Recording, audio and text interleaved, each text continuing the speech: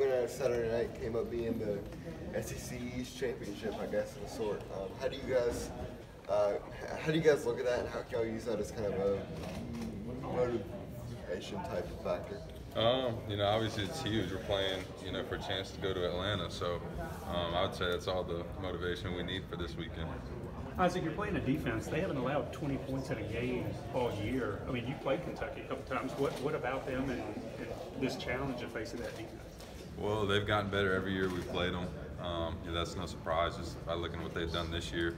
Lexington was a tough place to play in my freshman year, and I think we won that one by a field goal. So, it's a tough place to play. They got a really good team, a lot of good players. So, it's going to be a big game this weekend. Are some teams more physical than others? I mean, Kirby was down there just talking. He kept using physical to describe Kentucky. But are some games just more physical than others? And are you expecting one of those this Saturday? Yeah, I would think so. Just by looking at the way they run the ball and watching them on tape, they're a physical team, like Coach Mart said. So, that's just something where we got to match it and play, even more physical, and we'll try to get after them that way. But yeah, they're definitely a physical football team. What do you know about Josh Allen? He's up there in sacks in the country. Big athletic guy. He's going to be a challenge for us, and we got to hold up and pass pro against him. When you play a game like this, that's basically an SEC East championship game, does it kind of, I guess, relieve you a little bit to say, we don't need to worry about what anyone else does, we win and we're in? Yeah, I mean, it takes a little bit of the pressure off, knowing that. It's you against them for the chance to go to Atlanta, but, still a huge game. A lot of stuff riding on this one, so we're not going to take it lightly, and we're ready to get after them. How dangerous is it when you play a team that just kind of refuses to lose? Kentucky's been left for dead a bunch of times this year, and they kind of keep finding ways to hang in there and pull it out. Yeah, it's going to be a four-quarter game, because that's the kind of team they are. If we get them down, we got to finish them and try to put them away. Good thing for us, we've been a good second-half team this year. We've done well finishing in that regard, so I think that's an advantage for us. But they're a great team. They're going to keep fighting, and they got a chance to go to Atlanta as well, and that's a chance that they haven't had in a while. So they're going to be pumped up, ready to go. How surprised are you that Kentucky is in this position? I mean, it's not usual, to see that, but I can tell you over the last 3 years how much better they've gotten, and now this year it's not a surprise to me at all. What's the feeling when you catch a lot of balls during a hurry-up drill compared to catching a lot of balls in one series where you have time to kind of collect your thoughts and get back to the huddle? Like, do you have time to kind of formulate what's going on? When you're in 2-minute mode, you're breathing hard, you're running, you keep running routes, and so it's a little more difficult. But we got a set of two-minute plays that we run and we get used to. So there's not a whole lot of thinking involved. You kind of just line up and go. Are plays called like 2 at a time, like things like that? No, but we have a certain set that we practice all the time. So when we do get into 2-minute mode, we go about things that way. What's the team approach to the whole goal line situation? I mean, obviously it was a great win, but everybody's going to be talking about 6 plays from the one. I mean, you're up front there. What's going on at the goal line, and where do you think the team goes from here there? We'll get better at that. They did a good job there. Florida did, in that game. But we'll put together a new plan this week. Put in some new plays and make sure we get in the end zone next time for sure. Isaac, how much did that 2-minute drill before half kind of help y'all carry some momentum into that second half? It seemed like the offense had some troubles sustaining drives up until that point. The last couple of drives, just what did that do for y'all's confidence that last drive, especially for you? I thought it was huge. Get down there and get points right before the half. That's always a big momentum builder. Driving down in that 2-minute drill, it was huge. We were able to, pop off a couple of plays, and next thing you know, we're in field goal range. And once you get down in the field goal range, you're most likely going to get some points. And that's what we wanted to do. We all looked at each other, right before we went out on that drive, and we knew we had to get some points. So that was a big drive for us. Does the fact that you told you in August that you would be playing Kentucky for the SEC title, I mean, you probably wouldn't believe it. How crazy is it that Kentucky's in the spot? It's pretty crazy. But they got a good team, good backs, good defense. They're experienced. They got a lot of guys back this year from their team last year. So, they're a great team. I'm excited to play them. They've gotten better every year, and I think this is going to be a really good game. What are some of the better things that came out of the Florida win? Just a confidence booster.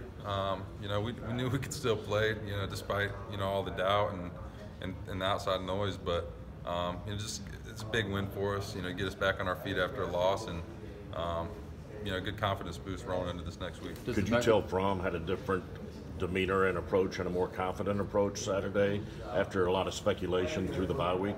Yeah, I'd say so. Fromm's a great competitor for one. He's a guy that always wants to do right and always wants to win. And just in football, you have your days. It happens every now and then. And he had a day against LSU, but he bounced back good, man. Had a great 2 weeks of practice and went out there and showed it on the field. So he did a great job bouncing back. Isaac, how encouraging was it to see Andre make a couple of explosive runs that you guys kind of hadn't had as many as it was last year? Yeah, that was good.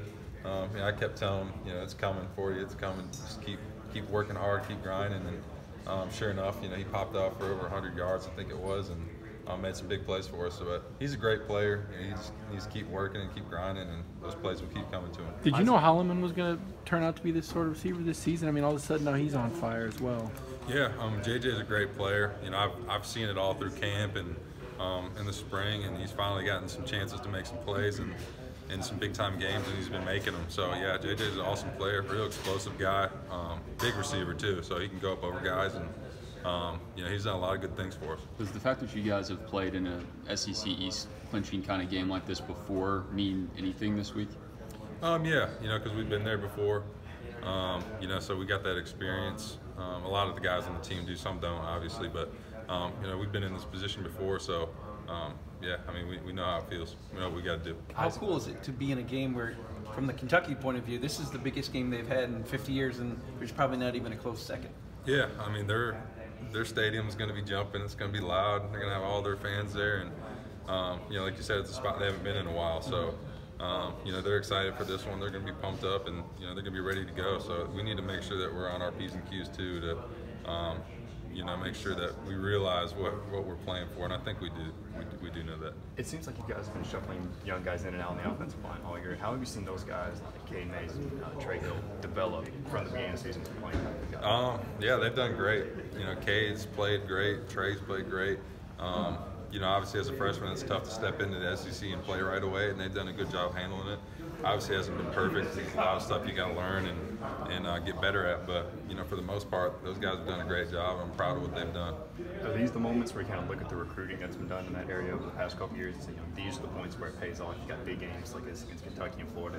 You've got 5 stars to put in, not to speak.